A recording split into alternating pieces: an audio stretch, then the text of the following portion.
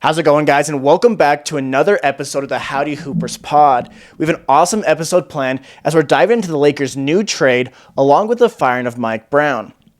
If you guys haven't heard, the Lakers made a new trade today. I'll just read off to you real quick. The Lakers traded D'Angelo Russell plus 3 second-round picks to the Nets for Dorian Finney-Smith plus Shake Milton. When I first saw this, I couldn't help but laugh because this will be not only has D'Angelo Russell been on the Lakers 2 times, but now he's also going back to Brooklyn for his second time, which I think will be fun. It'll be good for the Nets fans. Obviously, they're losing depth, losing these players, but also it's fun bringing back a player who last time was on your team was an all-star. It was during that period of time where the Nets weren't supposed to be good, but they over-exceeded all their expectations. They were a fun team. There's that meme of them on the bench as they're all celebrating. They had a really fun team, and D'Angelo Russell was the best player on that team. And so it's going to be cool to see him back on that team. Obviously, he's not the same player. He's quite a bit older. He's not in his prime anymore. But also it's fun to have a player back like that, especially when you lose players in depth in your team. But looking at it from the Lakers standpoint, obviously D'Angelo Russell hasn't been as good as he has in the past. He's not doing what your team needs. But also it's like this changes absolutely nothing for the Lakers. Obviously, did the Lakers get better? Yes. Dorian Finney-Smith is exactly what this team needs to make a small improvement.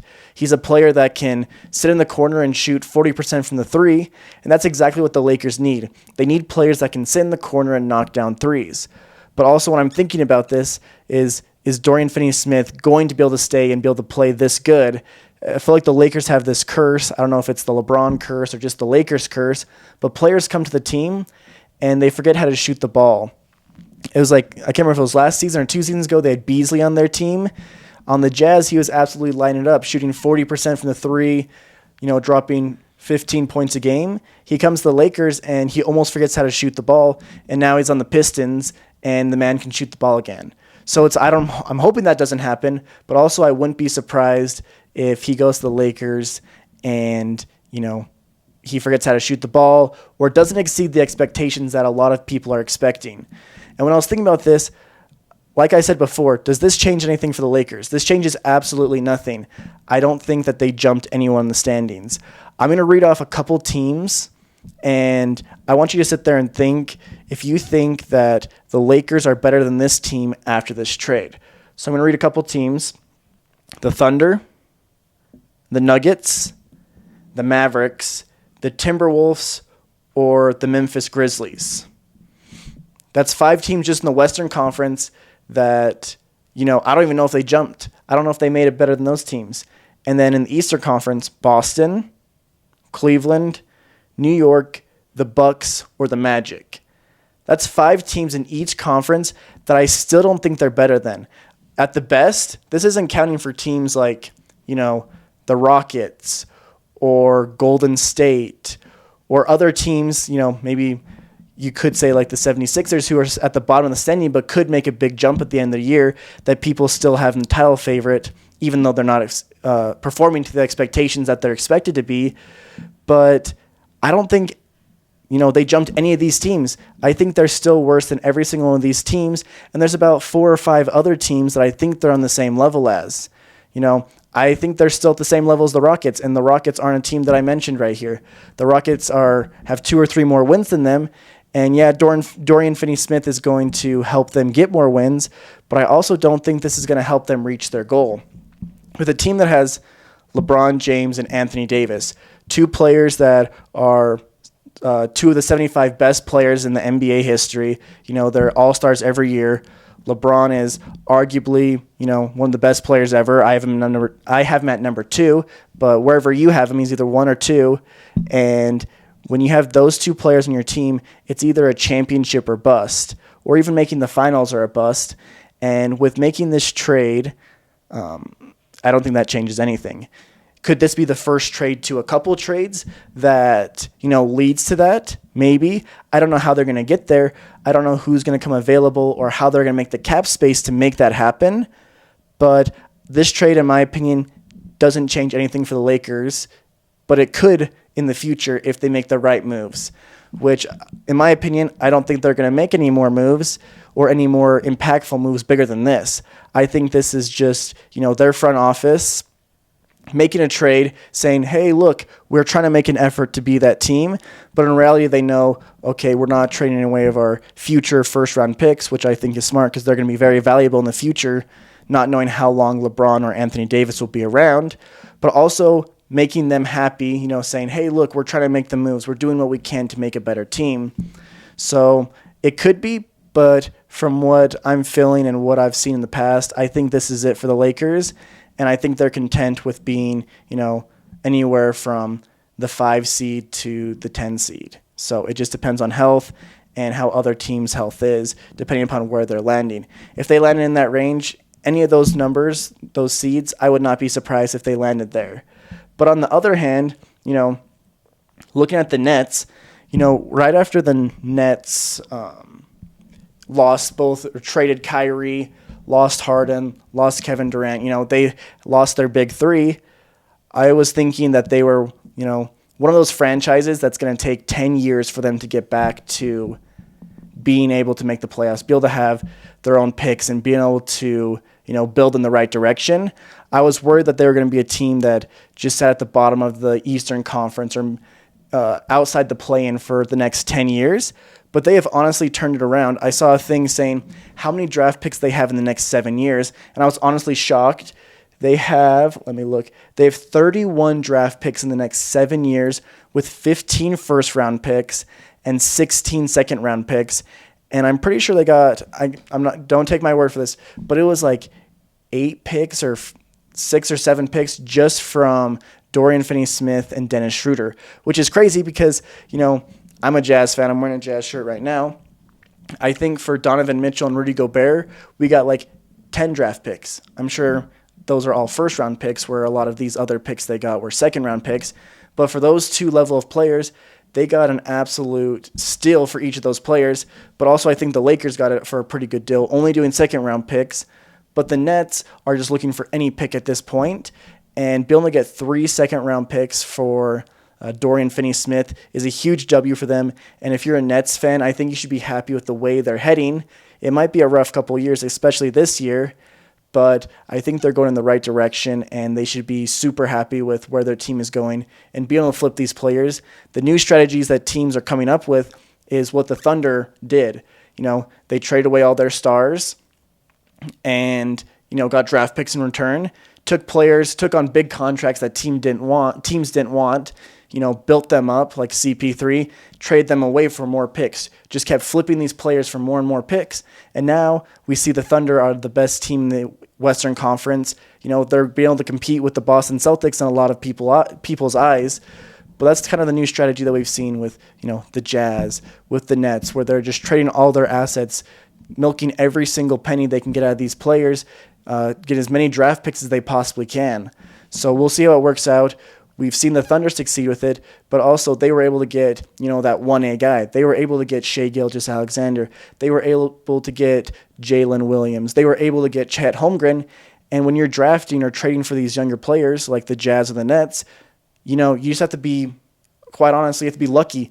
Obviously, there's a lot that goes into scouting, but also you have to be lucky and be able to hit those players, and those players being able to develop the way they're supposed to. So we'll see how that works out for teams like the Brooklyn Nets or the Utah Jazz. But if you're a Nets fan, I think you should be happy about this and be excited for your future. Obviously, there's not a lot to play for this year. You've traded away 2 players in the last week, but you've also been able to get a lot from those players. It wasn't like you're trading away some big old huge key players. Dennis Schroeder was playing out of his mind, but also that wasn't obtainable in my opinion. He wasn't going to be that way forever. So I think they got the most out of what they got, but I would have to give the Nets a W for this, and the Lakers it's to be determined. But as of right now, I'm saying this trade didn't change anything for them, like I've been saying, and we'll see what happens. We'll see if they make any other moves, or I guess we'll see exactly what happens. But my bet is the Lakers stay exactly where they are. They might get a couple more wins, but in the grand scheme where their goal is, they're not going to reach their goal of being able to make it to the championship or make it deep in the playoffs. I think we'll see once again another first-round exit from the Lakers, not being able to have the depth or the team built around LeBron or AD to be able to make it there. But moving on to, the Mike Brown firing, I remember I was driving home when I saw this. I saw a notification pop on my phone and it said that he was fired, and my jaw literally dropped. I've always thought of Mike Brown as one of the best coaches in the NBA. He's not a Greg Popovich or a Spoelstra or anything like that, but I feel like he's one of those coaches that's a tier right below, those great coaches. And there's a lot of different reactions around the NBA. I was shocked, I was surprised. I think the Kings made a huge mistake. The Kings, they're not doing as well as they wanted to this year. They're definitely not reaching their expectations. But also, when he came onto this team hadn't made the playoffs in 10 plus years. He came in and within a year or two had this team back in the playoffs, had them lighting the beam, had them being one of my favorite teams to watch in the entire league. And now you're just going to fire the coach. And I'm going to read off a couple different reactions and talk about them. I'm going to talk about 3 different reactions that I saw. First we saw Michael Malone from the Nuggets. He was also fired by the Kings. He was the coach for the Kings. I think it was back in 2013. He coached for 2 seasons, a season and a half. He coached the first season, and then the second season he coached the first 20 games, then was fired. And what he had to say was, that he was fired by the same person, and that they have no class or no balls is what he said. But you look at Mike Malone, now he's coaching the Nuggets, and he's known as one of the best coaches in the NBA. So I don't know. I think the Kings made a mistake, and I think there's not anyone out there on the market right now that is going to be able to get this team back on track the way they want. If they were going to trade away all these players and start a rebuild and thought a better coach was better for that, that's one thing. But I think this Kings team is trying to stay in the playoffs. They're trying to make that push to be a play-in team. And, when you're a GM, you're the person that builds this team, or whoever is building the team. These people are building the team, and when a team is not reaching their expectations, rather than saying, hey, this is my bad, we didn't build the team, to be able to execute, they rather point their finger at someone else and say, hey, it's the coach's fault. I built this team, and he's not executing it the way it should be. So the first step is always to fire the coach rather than looking inward, which is, it sucks. But Steve Kerr, the next person I want to talk about, he talked about that as well. And something I found interesting was Brown was the assistant coach for the Spurs when Steve Kerr was playing for the Spurs. So he had, that relationship with him there. And then also Brown was an assistant coach for the Warriors before he went to the Kings and was underneath Steve Kerr there. And Steve Kerr just talked about how grateful he was, and how bad, he said it sucked. He wished it didn't happen, but he talked about how grateful he was to be in an organization where that didn't happen, where when they had one bad season, they didn't just throw him underneath the bus. And he talked about how it's just the nature of the job, and that he's grateful that he's in a position where he doesn't feel like that's a problem for him. Which I'm hoping, maybe Mike Brown can go back to the Warriors, be an assistant, because honestly, the Warriors have had so many great assistants on their teams. We've seen them go to different teams, but it seems like they always have the best coaching staff, and I think that's a huge tribute not only to Steve Kerr, but also their front office. But it does suck to see him go. But the person that I thought was the strangest reaction was, De'Aaron Fox. I saw an interview of him talking about it, and he talked about how, how they weren't reaching their expectations. They weren't where they wanted, and he said it sucked. But also the weird part that, and I think a lot of people caught this as well, was when De'Aaron Fox at the very end said, at the end of the day, he doesn't really feel that bad because he's still getting paid. He signed an extension. They parted ways with him. He's still going to get paid that money. And that just kind of sat weird with me. That didn't feel right to me. And it made me think, was De'Aaron Fox part of this? I don't know. I don't know if he played any part in it. I don't know if he was the biggest fan of, Mike Brown, or if he wanted him to get fired. But just that response after getting a coach fired, who was a coach that helped your team make it to the playoffs for the first time in 13 years, you would think that, he'd be a little bit more sad or upset or even act like he was. But for some reason, it seemed like, he was okay with it and didn't feel bad for him at all, which is hard for someone that just lost their job, even if they are still getting paid. So I don't know. I think the Sacramento Kings are going in a bad direction.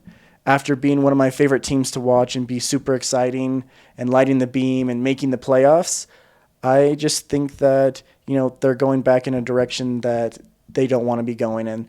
They're going to be going back into a rebuild. I think De'Aaron Fox is going to be gone within the next year. I'm guessing maybe even at this deadline, and then they'll also trade off players like Sabonis and Debo. But also, I also could see a world where the Kings are trying to hold on to this, middle ground playoff spot. They're trying to be a 6th seed, and they try trading players like De'Aaron Fox, and rather than doing a rebuild, they go into a phase where they're trying to retool and keep making these trades and then end up getting not as much value for these players. But it'll be interesting to see. It sucks seeing a coach get fired, especially when it's a coach that you like and a coach that you feel like is one of the best in the league. But I don't know. Let me know what you guys think in the comments. Let me know what you guys grade the Lakers trade and what you guys think about the direction both the Nets are going in and the Kings. And yeah, if you guys have anything you want me to talk about in future episodes, let me know in the comments. But I'll catch you guys in the next one. Peace.